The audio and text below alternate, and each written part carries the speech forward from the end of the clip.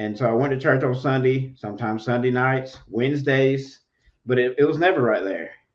So I remember as a teenager, I did the dirt, I did the heathen stuff, or the heathen, like we say in the South. Mhm. So I did drugs for like 4 or 5 years as a teenager. So I sowed those wild oats, as they call it. And then at age 19, something amazing happened to me that changed the trajectory of my life forever, especially spiritually. So I grew up with a condition called scoliosis. For anybody that's not familiar with that, watching at home, either live or later on the replay. So it's the your spine has a natural curve, and if it doesn't have that curve, it causes a lot of pain and issues until you get a surgery or what happened to me. So it was fright. So it's actually interesting. I'm living in the house where I was at where I lived at that time as a teenager. I'm living in the same house right now. It's interesting. We'll probably get to that when we get to grieving at the end of this. So I was 19, and so the county where I live there at the time, I don't know how it is now, but the stats were stacked against the teenagers. It was high pregnancy, high drug use because we're out in the country. There's not a lot to do. There's more stuff to do now than when I was a teenager. Back then, it was not good. So I was at a church meeting on Friday night, and so it was for teenagers to keep them out the street. So I was there as a teenager. I was still in my heathen days, and then something happened where it changed that forever. So they have a service and they have games because we're teenagers. You know what I'm saying? You're not gonna just sit there and preach at them for 3 hours. They're gonna be like, "Come on, y'all, we all done." And then at the end of the service, they have a hot seat. So basically, they have a seat, and the elders or the adult leaders that run the service would pray for any of the teenagers or anybody that was there that wanted prayer. So it was Matt's turn in the hot seat, and I asked for prayer to be healed of. Woo! Hopefully, I don't cry. It's all Hey, good. if you cry, don't feel bad, man. I think that we, Oh, we I've learned in grief, which we'll get to that in a few minutes, okay. that it doesn't matter. I don't care if I cry on camera. I don't care. No, I, I think it's important is that the yep. kingdom is not just a bunch of letters on paper. It No, really does affect us, you know. yep. And so I experienced a legit miraculous healing. So I felt heat and intense heat run from the top of my back and my spine all the way to the bottom, and I've been completely healed of scoliosis ever since then. Wow. So that miraculous healing was the start of my, I guess you call it, spiritual awakening. And so that was a huge thing that happened to me. So fast forward to, well, actually backtrack. At the age of 12, yeah, I'll flow from right to left on the what's on the screen. So at the age of 12, I was introduced to porn. Mm, Yay! Not That's yay. that's a scary place to be, huh? Yeah, that was huge. I know there's a lot of, I'll just say it. I'll call out the elephant in the room. There's a ton of people in the Christian church and a ton of people in the Torah community that struggle with this. So let's just keep it real. It's just keep it real 100 hour with Matt and John. Yeah. There's a lot of people that struggle with that. Let's just be real. And I struggled with it for, I think I was delivered in my late 20s. So it was about 15 years. I mean, it was a huge struggle, and it took me to dark places in my 20s that I never thought I'd have been, even as a Torah person. Like, I committed some pretty horrendous sin because of it. So Mm. to be open and vulnerable, because I know there's somebody watching right now, maybe a few people that are going to be blessed by this. So I don't mind. I don't mind throwing it out there like that. And so the Most High delivered me. I think I was 29. I was close to my. It was either my late 20s or early 30s. I'm 43 now, so I've slept a couple times since then. But the Most High, I started putting in effort. I was going to some meetings, and I was driving like 1 hour every Thursday after work, 1 hour there, 1 hour back. I was faithful for a whole year. And then the Most High looked down on me. He said, "Okay, son, I'm gonna heal you out," and he did.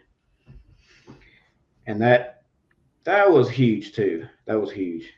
But we're not done. Let's keep going. Yeah. Let's keep talking about how amazing the Most High is. So fast forward about 6 years after that, my wife, in her, I think it was her early 20s, she had a car wreck, and it was one of those where she got rear-ended and her neck did that, so she had Yeah, neck whiplash. injury. Yeah, Whiplash. That's where I was looking for. Thank you.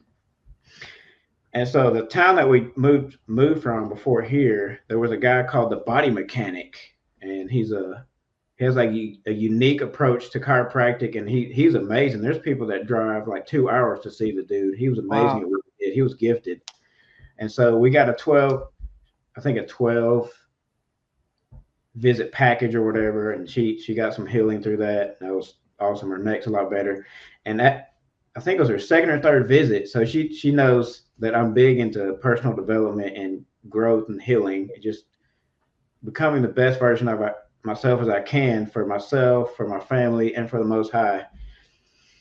And so she came home. She's like, he offers life coaching, and I was like, what the heck is that? Mm. And then I looked into it, and I was like, boop, got me like a 10 or 11 or 12 session package, whatever it was. Okay. And so we started meeting. But halfway through is where the huge value for Matt came in. So this goes to forgiveness. So we'll transition from addictions to forgiveness. Then we'll get to the grief next. Mm-hmm. So he started teaching me. I didn't know about forgiveness until this point. And so he started teaching me. And one of the first, so basically how one of his sessions goes is we'll talk about stuff. Then he'll give me an exercise, like a homework assignment, because I had to go and do it and take ownership and then come back. Because if I don't take ownership and put the work in, I'm wasting my time and his time. And he wasn't gonna obviously keep it going. And I'm not gonna pay somebody to coach me to waste my time and money. I'm gonna put in as much work as I can, because I mean it's a waste of time and money or whatever.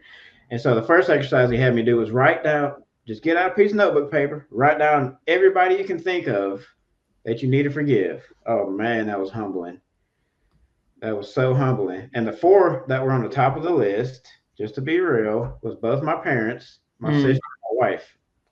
I mean, because the most predominant relationships you have the most interaction, and you're going to experience the most hurt. So exactly, that's just the way it is. And it was interesting because I had one dead person on the list. And it's interesting when your mind is focused on something like that. Like my subconscious was bringing stuff back, and I was like, that was 5 years ago. I totally forgot about that. Let me write that person's name down. And then he went through the steps of going to every person that you could go to, because there's some people that might be dead or they might live 1,000 miles from you, and you can't really have a face-to-face conversation with them, because that was the best approach. But one thing he did that was super powerful, and people can do this, it was life-changing for me. He said, okay, with your parents, take them both out to lunch, which I took my dad to Subway, and my mom, we went to it was real nice. We went to a lake and just hung out like on a bench. And of course, a lot of times women are more emotional and they'll open up more. So that's what I experienced. I talked to her for like, I don't know, freaking 2 hours. My dad, he opened up a little bit, and it was really cool. But so basically what you do is you ask your parents, like ask them to tell you and share about their childhood, so you understand why they raised you the way they did, just to get perspective on their parenting style. And so it really helps you just pull back some of those layers emotionally of why they did what they did. They did the best they could, even though there was a lack at certain times. So it was really cool. And it brought a lot of healing. And it was really cool for my dad, because he started talking about his father, and he was like, and this dude, he's like so closed off emotionally. You never see him open up, but he lit up. He's talking about his dad. He's like, man, that man was my hero. That was a really cool experience to see that. So I got so much healing, so much more peace and joy, and just a lot of healing after all those sessions with that guy, and learning how to truly walk in forgiveness, because I didn't know how to do it, and I didn't realize just how much forgiveness I had in my heart. It was unreal. I mean, you'd be surprised how all of these 3 keywords that we have on the banner here are tied together. I mean, people can become addicted because of past trauma, and that past trauma maybe is a tie that you haven't forgiven them, or a let go of the past, or vice versa. Someone hurt you really bad and you've held on to it, and to escape that bitterness and anger, you run to something to become addicted to, whether it's alcohol, drugs, whatever. Yep. But yeah, like you're saying, dude, forgiveness, even with our parents, I have stories to tell too, but I want to let you continue. But this is the kind of stuff we need to be talking about in the Torah movement. This is because people don't talk about it enough, and it needs to be talked about. Because this is, I'll just tie this in. That emotional wellness or healing, however you want to label it, this is one piece of the spiritual warfare puzzle that most people are losing at. And Satan is wreaking havoc because there's open doors. If you have trauma you've never dealt with, never processed, and been healed from, that's an open door for Satan to I'll just say it like this, to raise hell in your life. I mean, it's like having a wound that you never properly took care of, and it's easily breaking open all the time, and it's just getting infected, you know? Yep. See if I was going to share something else. Oh, that's good. We'll jump into grieving. Okay. Perfect transition. So, since we're talking about grieving, I don't mind talking about this because I hope this really blesses people too. So I've been on a emotional healing journey for, excuse me, that little Zevia. Zevia will sneak up on you. Yeah. It ain't got no sugar. We still got carbonation. But right? I've been on an emotional healing journey for years, and especially the last year, I've got a ton of healing. And then my dad passed away, and all that emotional healing. So, should I share what happened? Nah, I'll just get that. You can just tell them it's a very recent too. What, 4 months ago? Yeah. So what is today's date? January 28th. I cheated. Right. I looked at the screen. I never know what date it is. So we're filming this on January 28th in 2024. So my dad passed away September 15th of last year, 2023. So it's about 4 months-ish, maybe a little over 4 months. So basically he had a fall. He fell back and hit his head, and he had a brain bleed that was inoperable, and he passed away pretty much the next day. So it's very sudden.